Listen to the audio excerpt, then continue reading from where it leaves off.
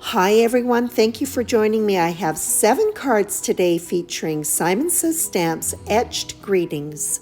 Today's cards are all about patterned paper, vellum, and embossing. Although I'm not showing all 7 cards that I've made, I will highlight 3 of them that capture the techniques that were used in all of the cards. For this set of cards, I'm working with a paper pack by Crafter's Companion called Delightful Daisies. The patterned paper for all of the cards was first cut with Simon Says Stamps stitched rectangles. Like this card, all of the cards with the exception of one will have a window cut out of them using a die from either the A2 thin frames or thin circle frame sets. After the window has been created, the same frame die for each card will be used to cut either white or gold cardstock. The vellum has been cut slightly smaller than the panel. The panel is laid down temporarily over the vellum so that the floral design and the sentiment can be positioned correctly onto the vellum.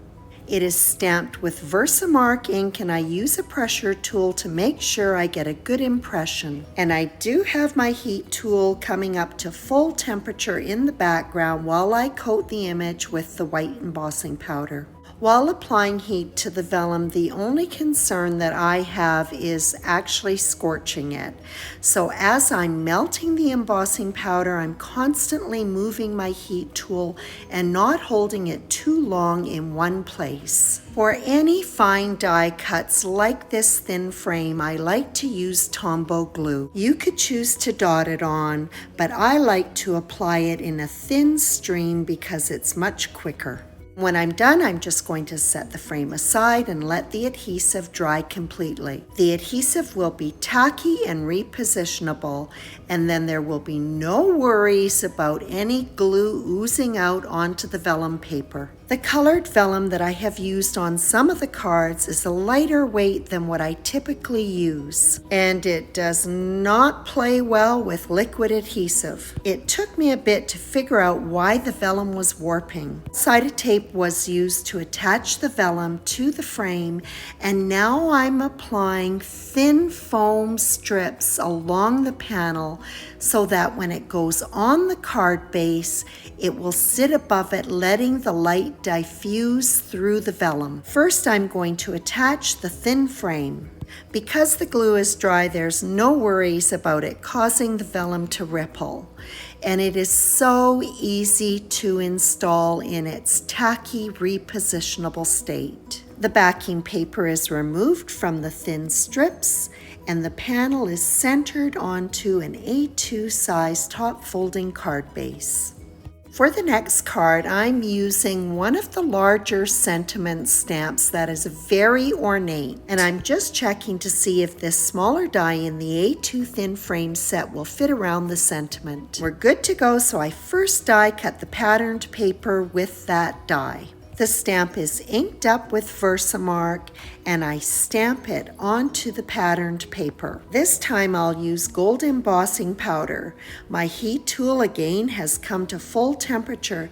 This is particularly important with this thinner patterned paper. To help minimize the warping, the preheated heat tool is moved to the front and back of the panel as the embossing powder is being melted. In order for the image to be continuous from the patterned paper onto the vellum, the stamp was not moved from the MISTI. The vellum was cut to the same size as the patterned paper panel. And after I'm finished embossing it, all I have to do is line up the vellum panel to the patterned paper one, and the stamped image will be continuous. To avoid any rippling of the vellum paper by using liquid adhesive, I instead use the double-sided tape. I put it all the way around the window. Because the vellum panel is the same size as the patterned paper one, I just need to line them up and I know that the stamping will be continuous. The excess vellum is trimmed off, and then I'm going to go ahead and add the Tombow glue to the thin gold frame that will go around the window. It is set aside to dry until the glue is in its tacky and repositionable state. The panel will be mounted on sheet foam so that the vellum window is not sitting flat against the card base. The same thin frame that was used to cut the panel is also used to cut the foam. I then go around the window with double-sided tape because I don't want any liquid adhesive touching the vellum. The windows are lined up and initially it's held together by the double-sided tape. Liquid adhesive is added just on the patterned paper where there is no vellum. The excess foam is trimmed off. I like to use large shears so that I get a nice smooth edge. And as I cut, I do so at a slight angle. The little gold frame with its Tombow glue is now completely dry, and I easily pop that in around the window. I can now use liquid adhesive because it'll be applied to the foam backing. The card front is centered on an A2 size panel of gold foil cardstock. It is then adhered to a top folding A2 size card base. For the third card, I'm going to be incorporating Simon's Fancy Thanks die. This is one die that produces two separate die cuts. I have three separate die cuts, one out of cream cardstock, the other out of patterned paper, and then sheet foam. Patterned paper word will be inlaid into the shadow, and I just put a little bit of Scotch tape in place on the back to hold everything in place. And then it's stacked on the foam die cut. This card, I'm not having a window, rather I'm just going to have a vellum band. Everything is lined up before I stamp the secondary sentiment from Etched Greetings with Versamark ink and emboss it in white. I like my vellum bands to lay flat on the panel. So rather than just wrapping it and adhering it to the back of the panel, Simon's RIFIC sheet adhesive has been applied to the back. And this adhesive is in a thin, consistent layer, and it does not show through the vellum. Once it's in place, I just trim off the excess.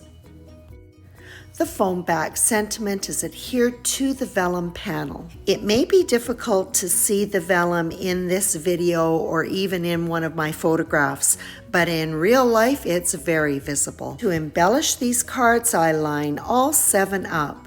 For the cards that have the gold accents, I'm using Studio Cash's gold foil pearls. And for the rest of the cards, I'm using a beautiful opaque white crystal, also by Studio Casha, called Snow Crystals. I hope you enjoyed this video incorporating patterned paper with embossed vellum panels. Simon's Etched Greetings is a large and gorgeous sentiment stamp set. I'm pretty sure that I've used just about every single stamp in this easy set of cards. Thank you for joining me, and as always, I appreciate your visit.